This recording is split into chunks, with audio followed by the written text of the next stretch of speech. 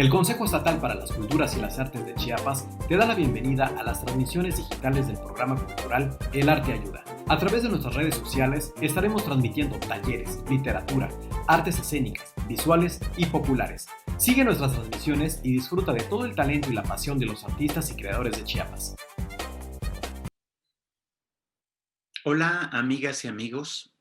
Les saluda Otón Telles desde San Cristóbal de las Casas y con mucho gusto con el inicio de este taller sobre los elementos de las artes visuales que estaremos revisando durante 4 sesiones de 50 minutos. Esta es la primera sesión del taller y espero que cubra las características primordiales y las herramientas básicas para poder enfrentarnos ante una obra y poderla analizar con un juicio más objetivo del juicio simple de me gusta, no me gusta, me agrada, no me agrada.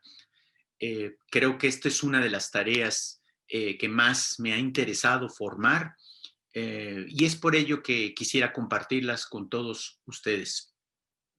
Mi formación es como artista plástico. Yo estudié en la Escuela Nacional de Pintura, Escultura y Grabado La Esmeralda del Instituto Nacional de Bellas Artes.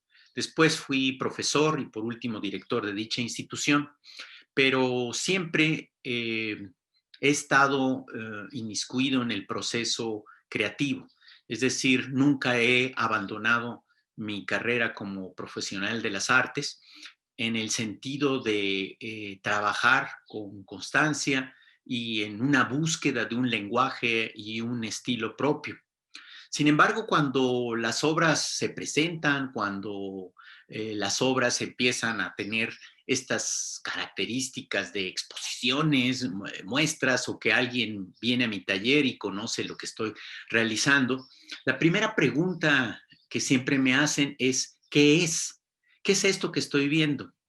Y en el lenguaje de la abstracción, que es el tipo de pintura que yo trabajo, pues difícilmente se habla de un qué es, si no hay otros elementos, hay otras cuestiones que hay que observar. Y esto tiene que ver porque por mucho tiempo la pintura fue relacionada, la pintura, el dibujo y los elementos de las artes plásticas y visuales fueron relacionadas siempre a que tenía que haber un proceso de mímesis, de acercamiento con la realidad, de figurar algo, de mostrar algo, una forma que fácilmente se pueda reconocer. Pero no todo es exclusivamente pintar formas o figuras reconocibles, sino muchas veces se pueden pintar otros elementos, otros, diríamos, pretextos innovadores que le ayuden a la gente a generar significados, a generar nuevas estructuras de pensamiento. Es este el sentido de este taller que he denominado Análisis de las Artes Visuales, con el objeto de dotar a cada uno de ustedes, de estos diversos elementos que existen, que los reconozcamos de manera conjunta y que podamos confrontar el trabajo en la exploración de cada una de las obras bajo determinadas características. Cuando nos enfrentamos ante una obra como la imagen que estamos viendo, totalmente abstracta, el espectador siempre se hace esas preguntas. Y normalmente la ironía y lo curioso al respecto es que siempre dicen, una mancha, un accidente, cualquiera lo puede hacer. En efecto, cualquiera lo puede hacer, no es ninguna ciencia mayor o una cuestión más compleja. Sin embargo, ¿por qué sería la preocupación o sería la pregunta? ¿Por qué hay gente que se atreve a realizar este tipo de propuestas, de lenguajes que son difíciles para entender? Quizá como si solamente el valor de esta acción de figuración o de mímesis fuera la fundamental. Y con esto no quiero decir que la pintura figurativa sea menos o que sea más. Yo creo que en el caso de este taller hablaremos de pinturas figurativas, de pinturas abstractas, de diversas manifestaciones, pero siempre con un juicio crítico de poder entender cada uno de estos elementos. Siendo así, nos damos cuenta que luego la gente recorre grandes distancias para llegar a un museo como el Museo del Louvre y ver tras un cristal junto a una serie de guardias de seguridad y muchos turistas fotografiando y teniendo en sus celulares o en sus móviles la evidencia de que estuvieron en ese museo. Pero ¿es realmente esa la manera de ver una obra de arte? ¿Realmente vamos a poder apreciar sus valores a través de un museo, de una vitrina, de una selfie, de un documento que tengamos ahí, o de estas imágenes que estoy en este momento compartiendo? Yo creo que debemos de traspasar la imagen. Yo creo que debemos de entrar más a fondo al análisis de cada una de esas manifestaciones y reconocer qué es lo que hay detrás de estas grandes obras o de las obras actuales que nos inundan en el espacio en cada momento. Vean ustedes la imagen que estoy poniendo eh, actualmente y que estoy compartiendo con ustedes. Otra manifestación, ahora una de arte contemporáneo, una instalación que indiscutiblemente la pura imagen nos da mucho que reflexionar, aunque aunque podríamos fácilmente decir, son sandías, son frutas, son calabazas, son esto, más allá de esa experiencia de reconocer una actividad específica, un trabajo específico, una obra específica de lo que se encuentra ahí, no es tanto la forma o no es tanto el elemento con el que está conformado la obra, sino más bien esa experiencia estética, así lo llamaría, esa experiencia estética de poder estar dentro de una obra que nos invade, que nos inunda, que nos lleva a efecto con muchas reflexiones y bajo muchas características que solo la experiencia de poder estar ahí no las podría brindar. Aunque la imagen sea muy buena, aunque la fotografía sea muy buena, nos puede transmitir parte de esa experiencia, pero no va a ser la misma que si en algún momento nosotros, no sé, visitáramos algún museo y nos encontráramos con una obra de esta naturaleza. Con ello quiero decir que más allá de la imagen que veíamos de la Gioconda, de la Mona Lisa, tras una ventana, tras un cristal, tras una imagen que difícilmente nos permite atraparla, o bien la obra como una instalación, como lo que estamos viendo aquí, nos transmite determinadas acciones estéticas que son dignas de empezar a reflexionar. Con esto quiero dejar en claro que sin duda cuando nosotros vemos una obra de arte o una obra, para no llamarlo de arte, una obra plástica, una obra dibujística, no es lo mismo verla a través de una imagen fotografiada a verla en vivo, a verla en la carpeta, a verla en el taller. Las experiencias son distintas, porque la experiencia estética podrá ser la misma o quizá distinta si la vemos en el momento que está uno delante de la obra como tal. Las manifestaciones de las artes plásticas y visuales se van moviendo vertiginosamente, pero sin duda alguna hay grandes autores como José Clemente Orozco, que estamos viendo aquí un detalle de una de las obras, que la sola imagen de identificar lo que estamos viendo, los trazos, los colores, las líneas como están marcadas, los elementos que simulan a las flechas, el rostro, todos estos elementos son componentes propios que van permitiendo que la gente vaya identificando estos elementos de las artes plásticas y visuales, pero que además de ello nos permite reconocer la fuerza que una obra puede tener y la contribución. Ojo, esto es muy importante, la contribución que un artista de la calidad de José Clemente Orozco hace a las artes visuales y plásticas a nivel mundial, a nivel internacional.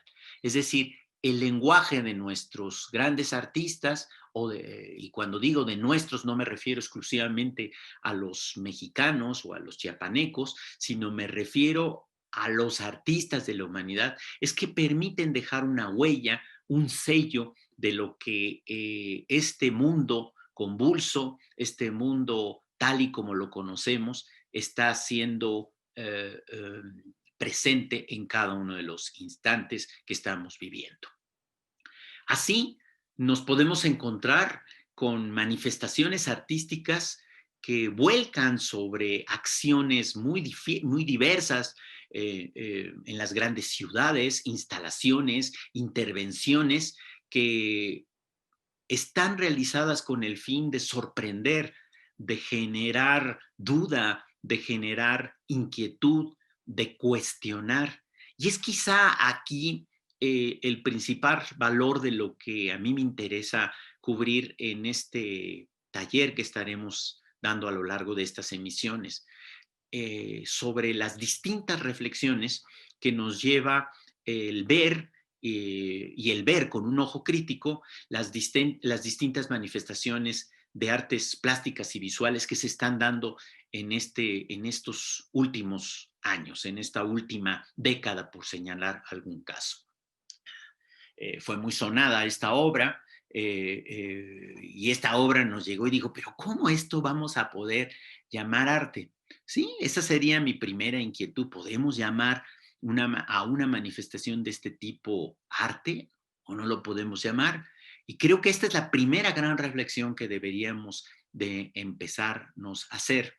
No se trata de tomar una bandera y decir esto no es arte, o decir esto sí es arte, sino tendríamos que hurgar un poco más sobre si lo que está detrás del atrevimiento de este profesional del arte en pegar una banana con una cinta metálica, así como lo estamos diciendo, es realmente una provocación hacia lo estético, hacia lo artístico, hacia el mercado, hacia el consumo mercantil de una obra, hacia una feria, hacia dónde nos quiere llevar esta reflexión.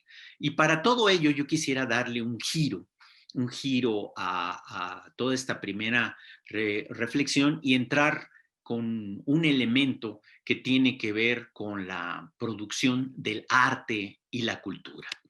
Quiero señalar ante esto y antes de comenzar con este recuadro que en la medida en que vayamos desarrollando nuestras actividades del presente taller, ustedes conocerán algunos esquemas, algunos materiales que quiero compartir con cada uno de ustedes con el objeto de que conozcan las bases de los elementos teóricos y de los fundamentos que soportan estas teorías. Sin duda, tuve el orgullo de ser discípulo de uno de los grandes teóricos de las artes plásticas, que fue el maestro Juan Hacha. Juan Hacha generó en mí una gran reflexión sobre cómo poder analizar las manifestaciones artísticas de una manera más objetiva y poder encontrar cada uno de estos elementos que reflexionábamos al principio del vuelco de estas imágenes en las que como provocadores nos permitían reflexionar sobre si es o no una manifestación artística. Y en ese sentido me gustaría entrar con un elemento triádico donde se vuelcan tres esferas fundamentales. Una esfera que tiene que ver con respecto a la producción, otra con respecto a la distribución y otra con respecto al consumo cultural. Es decir, parto del principio de que este producto llamado arte, a esto que le llamamos arte, es una producción cultural. Es decir, es algo que hace el ser humano en un afán de creatividad, de innovación, y que permite identificar con mucha claridad que lo que se está viendo en ese momento es un reflejo de su momento histórico, de su tiempo y de su circunstancia. A todo esto que se da en el terreno de el hacer por un ser humano y generar significaciones e interpretaciones en lo material o en lo inmaterial, es lo que yo llamaría producción cultural. Y esa serie de productos culturales pueden ser diversos, pueden ser artesanales, diseñísticos, artísticos, puede ser danza, puede ser música, puede ser teatro, puede ser un juguete, puede ser un libro, pueden ser miles de cosas. Pero en particular, yo quisiera que este elemento triádico del que estamos viendo nos permitiera reflexionar sobre esto que en algunos de los casos se llama como obras de arte, sobre esto que nos va a permitir reconocer cuáles son todos los procesos que existen para producir una obra de arte. Es decir, en muchos de los casos nos preguntamos, bueno, ¿y aquel individuo, esta persona que se dedica a hacer una pintura o un dibujo, cuáles son todos los procesos que entran en él, que suceden en él para que produzca tal o cual cosa? Y yo creo que esto es uno de los valores más esenciales que deberíamos de reconocer. Si caminamos por las calles de San Cristóbal y vemos alguno de los grafitis o intervenciones que se dan sobre las paredes de alguna zona, indiscutiblemente podemos decir me gusta o no me gusta, pero más allá es interesante reconocer cuáles son los procesos de producción cultural y cuáles son esos significados y cuáles son esos signos y cuáles son esos elementos que se están viendo en cada una de las obras. Y eso es lo que vamos a englobar dentro de esta esfera que tiene que ver con la producción cultural. Lo que sucede dentro del propio proceso de producción de una obra que a veces es fundamental reconocerlo para poder entender qué es lo que se está haciendo. Es decir, cuando hablábamos de José Clemente Orozco, sin duda estamos hablando de grandes obras, pero sería interesante meternos a ver cuáles fueron sus procesos de construcción, cómo los hacía, si pasaba de un boceto a otro, si utilizaba una imagen, si no utilizaba una imagen. Recuerden que ahora estamos muy familiarizados con las imágenes porque la mayoría de las imágenes recorren en los dispositivos, en las computadoras, en todos lados estamos llenos de imágenes por todos lados. Pero hace 40, 50 años la producción de una imagen fotográfica no era algo tan sencillo como lo es ahora. Entonces, en la medida en que el mundo va cambiando y va generando nuevas maneras de producir, también se van generando nuevas maneras de consumir el bien cultural. Entonces, hablar de producción cultural de esta esfera verde que estoy señalando aquí, sin duda alguna, también nos implica reflexionar sobre la distribución y sobre el consumo cultural. Dos cuestiones fundamentales para poder entender estas acciones.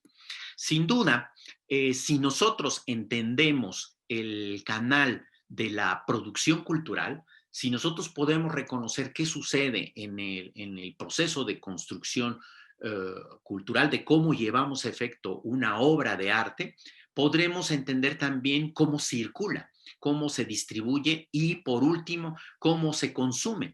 Y es quizá aquí la parte fundamental del trabajo de lo que estamos revisando aquí.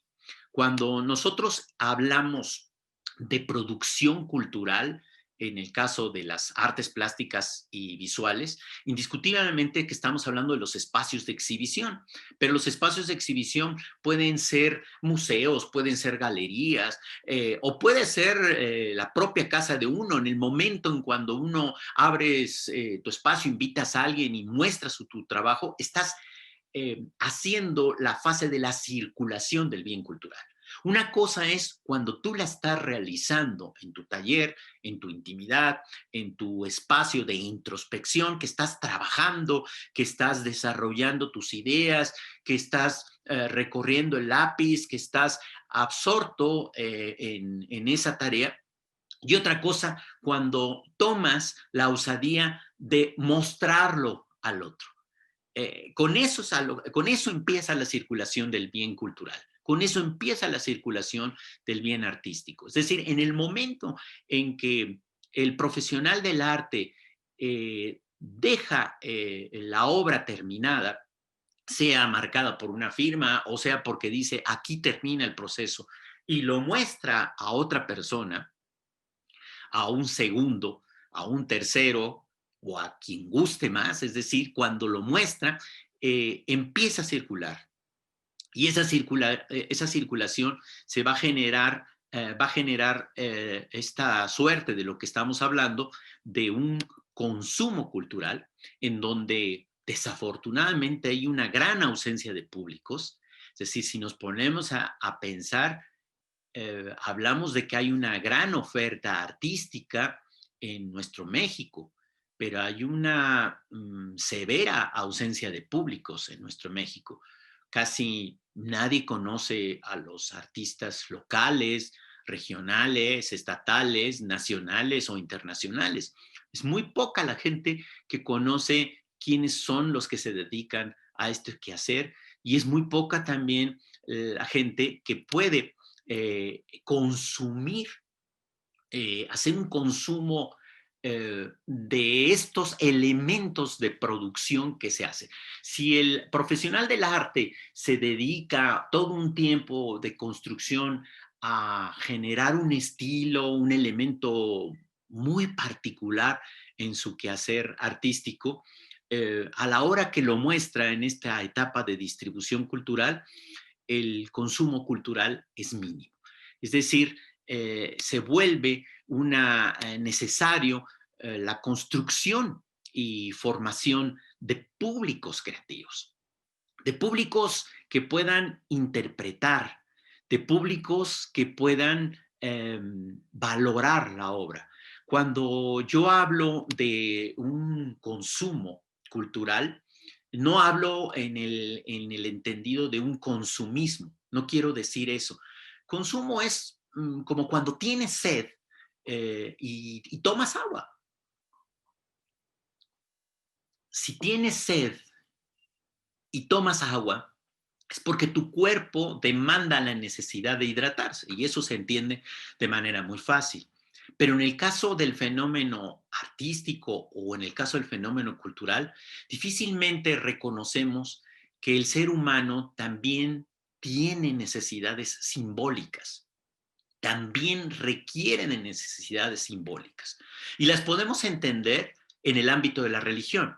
Por ejemplo, la religión satisface muchas necesidades de tipo simbólico, pero el fenómeno artístico también debe de atender a una necesidad de consumo simbólico que cada uno de nosotros en nuestro papel como público o como consumidores culturales, entendiendo esta triada de producción, distribución y consumo, también nos tocamos a la tarea de interpretar el bien artístico, que esto es fundamental. No se trata nada más de verlo, no se trata nada más de decir me gusta, no me gusta, sino de meternos más a fondo, ahondar en ello y poder identificar qué hay detrás de esa obra, generar interpretaciones, y en el momento en que generas interpretaciones, automáticamente tú estás entrando en un proceso de creatividad. La creatividad no se da solamente en el profesional del arte que está creando una obra, ahí se da un elemento de creatividad, sino la creatividad se vuelca fundamental, de una manera fundamental, en el espectador, en el público. El público, en el momento en que ve la obra, también utiliza su intelecto para generar una acción creativa y poder interpretar. Es quizá este uno de los elementos fundamentales de las artes plásticas y visuales. El reto que le da al espectador a poder interpretar la obra. Un gran autor italiano, Umberto Eco, escribió hace muchos años, en los años 70, un libro que se llamaba La obra abierta. Y cuando hablaba de la obra abierta, él hablaba de que una verdadera obra de arte debe de dejar determinados elementos abiertos, no cerrados, para que el espectador los pueda cerrar. Es decir, el espectador con su interpretación, con su constructo, con su forma de pensar, con su vida, con su vivencia, con sus acciones, con ello construya cada una de las obras. Esa es la fortaleza de la interpretación. La interpretación, el buen consumo cultural, el buen análisis de una obra nos permite cerrar las obras, las grandes obras, con múltiples interpretaciones. Y con esto quiero decir que una verdadera obra de arte no tiene una sola interpretación, sino tiene múltiples interpretaciones que van a depender de la gente, que van a depender del momento histórico, del país, de la ubicación, de muchas razones. Una obra de arte realmente está generando acciones interpretativas de manera permanente, de manera constante y que trascienden en tiempo y forma. Puede ser una obra hecha hace 3 siglos, hace 4 siglos, y nos siguen generando grandes reflexiones. Si nosotros nos paramos en el sitio arqueológico, diríamos, de Palenque, ¿no? Automáticamente nos está volcando una serie de significaciones. No obstante, que fue realizado siglos atrás y no obstante que como un producto cultural tiene una gran cantidad de significaciones que en algunos pueden decir se trata de esto, tiene un sentido mágico, puede tener una serie de acciones, pero no es la única verdad. Lo importante es reconocer que nuestra cualidad de seres humanos creativos nos permite generar nuevas interpretaciones de manera constante y permanente ante cualquier obra de arte, cualquier manifestación artística. Pero regresando al campo de las artes plásticas y visuales, es relevante reconocer en este elemento triádico también que hay una retroalimentación, como está marcada en estas flechas que estoy colocando en el esquema, en donde cuando se elevan los niveles de producción cultural, cuando hay una gran producción de artistas de una localidad, automáticamente generan que haya mayor distribución cultural, que haya mayor exposiciones, que haya mayor presencia de las manifestaciones artísticas y por lo tanto retan al consumidor cultural, retan al público a que pueda confrontarse a estas acciones.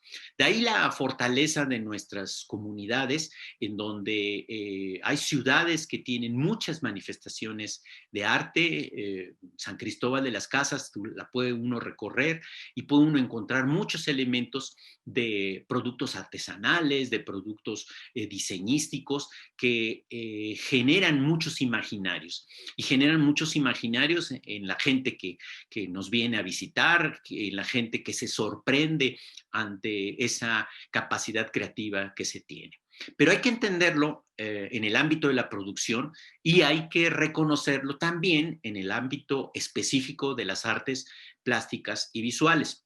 Les estoy colocando a la izquierda de la pantalla una página de un servidor, es www.otontelles.com, en donde además de conocer mi obra y lo que yo estoy realizando, vienen una serie de textos gratuitos que ustedes pueden bajar de mi autoría, que hablan más al respecto de esto, por si hay alguien que se encuentre más interesado en profundizar sobre estos campos de la producción, distribución, el consumo y parte de los elementos que estaremos viendo a lo largo de este taller.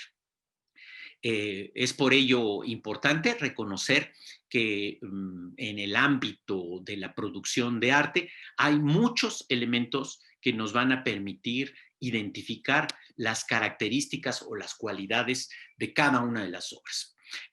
Los ejemplos que voy poniendo son de distintos autores, porque el fenómeno del arte rompe las fronteras, las terribles fronteras geográficas que más que integrarnos, nos aíslan.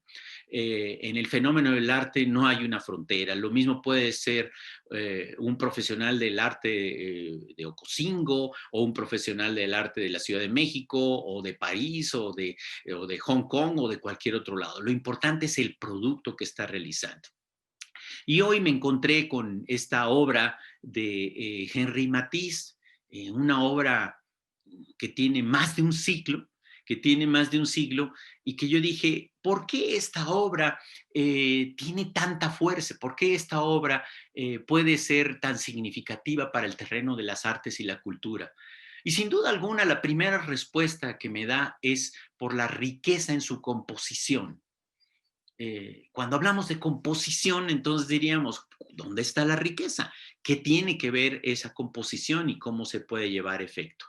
Lo primero que yo me atrevería a decir, más allá de los elementos, de las formas, del lenguaje, de la forma singular en cómo Matisse pintaba, tiene que ver con la estructura en que está compuesto en este lienzo de 2 dimensiones, bidimensional, así como lo estamos hablando, en donde en esas 2 dimensiones nos ponen objetos, una sandía, un plato, algunas telas, un florero, que se construye de una manera particular. Este primer elemento, que es la composición, este es un elemento de las artes plásticas y visuales. Es decir, si nosotros identificamos que la composición nos genera una estructura, pues no es lo mismo en cualquier campo, como en esta visualidad que estamos realizando a través de la virtualidad, no es lo mismo que la persona que esté hablando esté en el centro, en un eje de simetría central, en donde los campos son similares, a que se cargue hacia un lado y que la composición nos permita tener otro encuadre. Cuando se juega con estas composiciones, cuando se juega con estos ritmos, estamos encontrando la posibilidad de entender que las manifestaciones artísticas, que los encuadres plásticos, en este caso estamos hablando de un video, de una transmisión, pueden tener un ritmo distinto si se tiene un eje al centro o si se tiene un eje cargado hacia un lado o al otro. De esto es de lo que hablamos cuando encontramos en una obra una composición que no es simétrica. Si se fijan bien, no es simétrica. Tiene asimetrías, tiene contrastes, tiene contrapuntos, contrapuntos señalados en distintos momentos, y ahí hay un primer elemento. Y estoy dando una introducción. Esta primera sesión es para hablar de esta introducción. Pero si nosotros vemos otra obra como esta de Diego Rivera,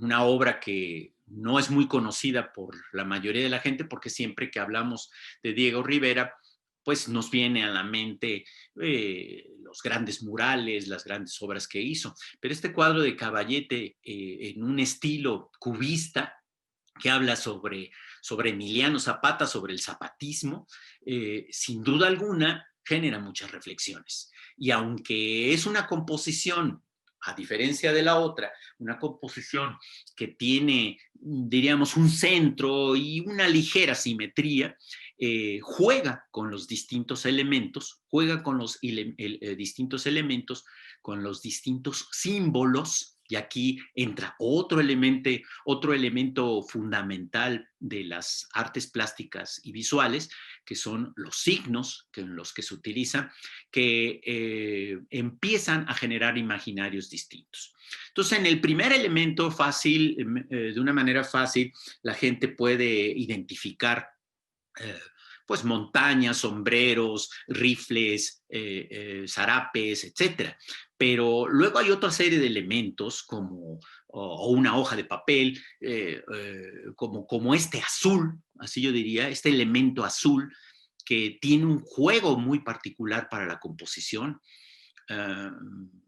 Uno diría, sí, a lo mejor me llama mucho la atención la montaña, o me llama mucho la atención la fidelidad de cómo se ve esta hoja clavada en esa parte azul, pero habría que entender cómo las artes plásticas y visuales juegan con otro elemento que es el color. Y en estamos hablando de composición, el primero, y aquí estamos hablando del segundo elemento. El segundo elemento y no segundo porque vaya en segundo lugar, segundo porque lo estoy comentando en este momento.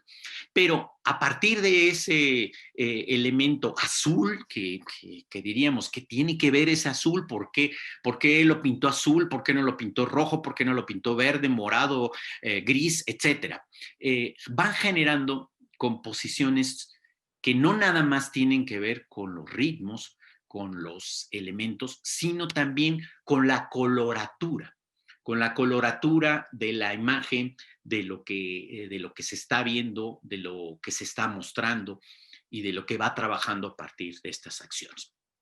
Con ello, quiero decir que es fundamental reconocer en muchos de los casos cómo en el ámbito de las artes plásticas y visuales, el poder entender qué está sucediendo en estas características de este momento histórico, nos permiten también reconocer qué está pasando en el terreno de los lenguajes, de estos elementos que vamos a analizar. Entonces, yo quisiera también compartir que si revisamos lo que ha sucedido en las últimas 2 décadas, en los últimos 20 años, nos vamos a dar cuenta que las artes plásticas y visuales también, y las artes en general, han generado tránsitos, han generado cambios significativos en los procesos de producción del arte. Cuando hablábamos de esta esfera, pues antiguamente el proceso de producción era únicamente era disciplinar. Es decir, solamente se hacía la disciplina de las artes plásticas, solamente se pintaba. La gente decía, yo soy pintor, nada más pinto, o yo nada más dibujo, soy dibujante, o nada más soy gráfico, hago gráfico, soy fotógrafo. Pero últimamente, en las últimas 2 décadas, el proceso de producción ha cambiado y de ser disciplinar se está pasando a acciones multidisciplinarias, es decir, que generan varias disciplinas. Con esto quiero decir video, arte, video, danza, disciplinas que van jugando hasta incluso llegar a terrenos de interdisciplina en donde los productos que nosotros vamos a ver, las manifestaciones que estamos viendo, tienen que ver no nada más con los saberes de una gente que puede reconocer el fenómeno artístico y cultural en la pintura o en el dibujo, sino con otros saberes que pueden ser desde la ciencia, desde la filosofía, desde otras disciplinas que no nada más pueden ser las artísticas, incluso que pueden ser de otros órdenes de saberes. Y en este caso son las acciones transdisciplinares. Aquí veremos a lo largo de este taller algunos ejemplos de profesionales del arte que han trabajado estos elementos transdisciplinares. Pero los procesos de producción del arte también han puesto en crisis o en contrapunto las dimensiones, es decir, en dónde se hacen las cosas. Hace un momento decíamos, un dibujo, una pintura o la pintura de Matisse, el lienzo, pues son dos dimensiones, es una bidimensionalidad. Pero una escultura o una obra en alambre está generando tres dimensiones, es tridimensional. Pero hoy en día pueden ser hasta multidimensionales, como esa imagen que veíamos de las sandías, de los melones colgados, que obviamente nos generan dimensiones de acciones específicas y del trabajo de lo que se está llevando a efecto con las respuestas o con los efectos estéticos que están logrando. De tal forma que también las obras pueden ser objetuales o no objetuales. Es decir, a lo mejor la reflexión que se está dando no es por el objeto, por la hechura, por cómo se está haciendo, sino por el no objeto, que es un poco lo que ese plátano colocado con una cinta nos está generando. Es un objeto, es una acción que está retando al espectador a poder entender que el fenómeno artístico va más allá de estos órdenes. Cuando entendemos esta situación, nos damos cuenta que, sin duda alguna, el fenómeno del arte se está volcando en muchas manifestaciones diversas y está generando que la gente, en primer término, se aísle, porque al encontrarse con una obra que nos sorprende y que nos confronta incluso, lo primero que dices es, esto no es arte, no me interesa y me alejo. Y automáticamente me pierdo de estas posibilidades de contenidos. Quizá la intención de este taller es motivarlos a que identifiquen, a que conozcan más y se metan más a fondo en estas obras, justo las que más les molestan, justo las en donde más ruido les está haciendo es en donde debemos de meternos más. Las obras que más nos molestan, que menos nos agradan, son las que pueden a lo mejor tener una mayor explicación y una vez que se pueda reconocer estos elementos, poder identificar cuáles son sus valores y poder generar un criterio más amplio de lo que estamos llevando o de lo que se está realizando en este momento en el campo de las artes. Yo quisiera terminar esta sesión con algo interesante en el sentido del trabajo de la creatividad.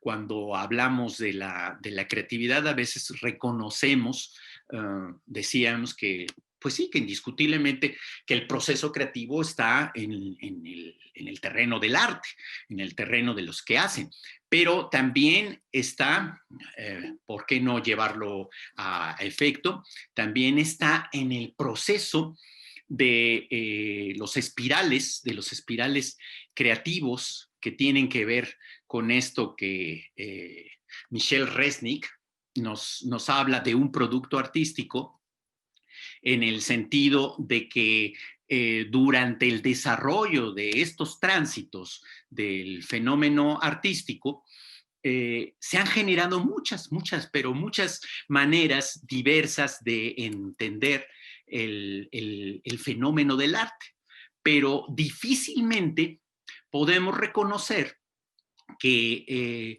lo más impresionante que se tiene en estos canales es sin duda la posibilidad de identificar las cualidades creativas que tiene una obra de arte.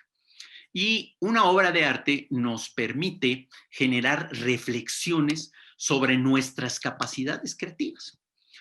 Lo primero que quisiera compartir en estos momentos es este espiral de Michel Resnick, que nos habla de un proceso de imaginación. Es decir, cuando ustedes se planteen en la parte de la producción de una obra de arte, quizá hay muchos de ustedes son hacedores de arte, de artes plásticas, piensen que con su proceso de producción debe de partir de la imaginación. O sea, el ser humano, el individuo, crea obras de arte cuando empieza a imaginar.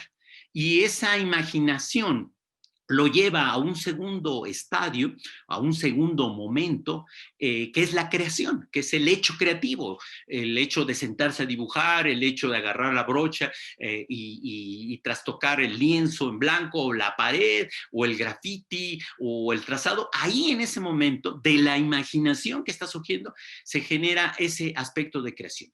Pero Resnick habla de algo muy importante. Es relevante también jugar, sí, así como lo estamos diciendo, jugar, es decir, volcarse a jugar con todas las posibilidades creativas que el medio que estén ustedes usando les permite. Es decir, si yo estoy simple y sencillamente dibujando con un lápiz y un papel, yo también puedo, además de imaginar y crear, jugar con ese lápiz y papel y dibujar de muchas maneras. Dibujar con el papel horizontal, dibujar con el papel de un lado, utilizar un lápiz de otra manera, trazar de tal forma, en fin. Y a partir de ese proceso, creo que es fundamental que se muestre y que se comparta. Es decir, el compartir la experiencia, y quizá esto fue una de las razones que más me llamó la atención de participar en esta convocatoria de El Arte Ayuda, el poder compartir la experiencia de las teorías y los conocimientos que conozco y que he trabajado y que a mí me han servido y que creo que puede ser útil compartirlo con los otros para que a su vez ellos lo tomen, lo sepan, lo conozcan, o lo desconozcan, digan esto no lo valoro, pero que puedas generar nutridas reflexiones en torno al quehacer, a las acciones artísticas de lo que se está llevando a efecto. Cuando tú haces ese paso que dice Michel Resnick, imaginas en primer término, creas en un segundo, juegas con estos elementos, compartes, es muy importante compartir, porque eso le rompe esta acción egoísta, individualista del hecho artístico. Cuando tú compartes y generas reflexiones, entonces tú vas a poder pasar a un siguiente plano, que es nuevamente imaginar, pero en un momento distinto, en un estadio distinto, en una situación distinta. Nos atreveríamos a entender este espiral de Michel Resnick, no si lo entendiéramos de una manera tridimensional, sería una espiral que va girando, pero en el momento en que regresa al punto de imaginar, ya no está en este punto, sino ya está en un segundo nivel, y así sucesivamente va creciendo y creciendo y creciendo. La creatividad de esta manera nos permite reconocer que cuando nosotros vemos una obra de arte, una manifestación artística, nos estamos nutriendo de una serie de información. Cuando conocemos la obra de los otros, rompemos estas fronteras y podemos identificar la obra de arte en cualquier parte de este globo terráqueo. Entonces nos vamos a dar cuenta de que también nuestra imaginación se enriquece, también nuestra imaginación se fortalece y se profundiza en muchos de los terrenos de los cuales normalmente estamos como en nuestra zona de confort. Es decir, pareciera como que simple, sencillamente, o nos conformara o nos gustara identificar estas características. Entonces, quisiera yo, por último, señalar que cuando hablamos de estos elementos de análisis de las artes visuales, estamos reflexionando sobre todo en todas las posibilidades que el bien artístico y cultural tienen en torno a la creatividad. Se vuelve fundamental que si te confrontas ante una obra de arte abstracto, como es el lenguaje del que estoy yo realizando, el que yo trabajo como pintor, pues no nada más esperes una sola respuesta de parte de la obra, que tú digas, esto es de esta manera o se trata de esto, sino que tú, con tu interpretación, con tu imaginación, con tu creatividad, puedas generar grandes reflexiones en torno a ello, y más allá de que si te agrada o no te agrada la obra, puedas ver en una manifestación artística estas características que conforman el fenómeno de las artes visuales. Amigas y amigos, espero que esta primera reflexión nos ayude a introducir en los elementos de las artes plásticas y visuales, y el día de mañana los espero en la segunda transmisión que llevaremos por las redes de Coneculta con este taller que espero sea de su agrado. Muchas gracias y cuídense mucho. Consejo Estatal para las Culturas y las Artes, Gobierno de Chiapas.